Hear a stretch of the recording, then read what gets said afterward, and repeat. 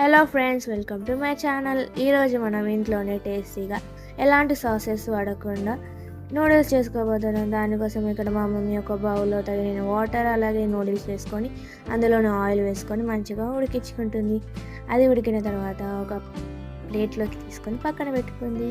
ఇప్పుడు నూడిల్స్ కోసం 3 ఎగ్స్ తీసుకొని మంచిగా ఒక బౌల్లోకి బీట్ చేసుకున్న తర్వాత అలాగే ఒక ప్యాన్ తీసుకొని అందులో ఆయిల్ తగినంత వేసుకొని ఆయిల్ వేడైన తర్వాత బీట్ చేసుకున్న ఎగ్ వేసి మంచిగా ఫ్రై చేసుకుంది. అది ఫ్రై అయిన తర్వాత చిటికెడు పసుపు, కారం, ధనియాల పౌడర్, ఇంకా జీలకర్ర పౌడర్ మొత్తం వేసుకొని మిక్స్ చేసుకుంది. ఇప్పుడు తగినంత ఉప్పు వేసుకొని మీకు కావాల్సిన వెజిటేబుల్స్ అలాగే కరివేపాకు వేసుకొని మంచిగా ఫ్రై చేసుకోవాలి.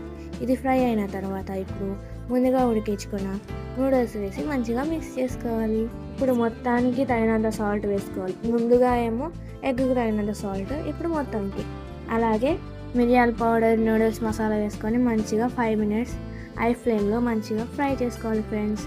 ఇది ఫ్రై అయిన తర్వాత లాస్ట్లో సగము లెమన్ది జ్యూస్ వేసుకొని మంచిగా మిక్స్ చేసుకుంటే టేస్టీ యమ్మీ హోమ్ మేడ్ నూడిల్స్ రెడీ అయిపోతుంది. ఇప్పుడు చూస్తుంటేనే నోరు ఊరుతుంది ఫ్రెండ్స్. Like, share, subscribe.